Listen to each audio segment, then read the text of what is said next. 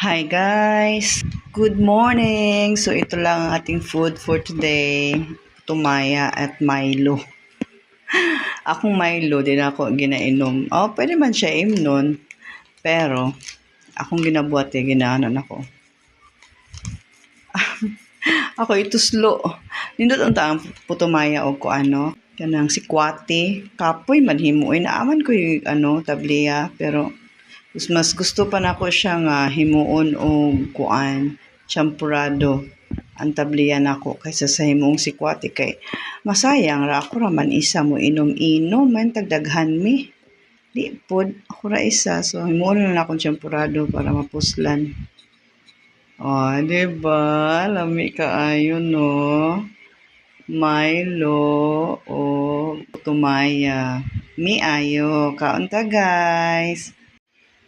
Hindi kayo. Hindi lang po na ako daghanon. Sakto lang. Lamig na siya, inano lang. Murag daghan tanaw no, pero gamay lagi na siya guys. Ako lang gipaduol, iton para murag daghan, di ba? Gusto mo po tumaya? Lamig siya. Kanila yung kaunon may rice naman good ni. Mo spike yun imong sugar.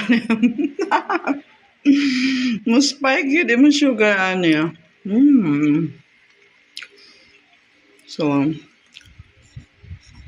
mura akong nagmukbang. Naman ko'y nagasuri og buntag ba, putumaya, suman, nga balanghoy. Lami kay siya ining pang breakfast bitaw. Mura na akong kaon. Hindi ko kaya kakaon og breakfast kay wala ka ba ako no. Nga akong ginaluto, ginabaon lang na ako. So usually, nanira ako ang kaunon or bread, ana. Tag-12 na ni siya, di na tag-gis. Wala na tag-gis, pero malusog na ka, ay, daghan na kaayo. Sakto naman yung size. Lami kayo siya, no?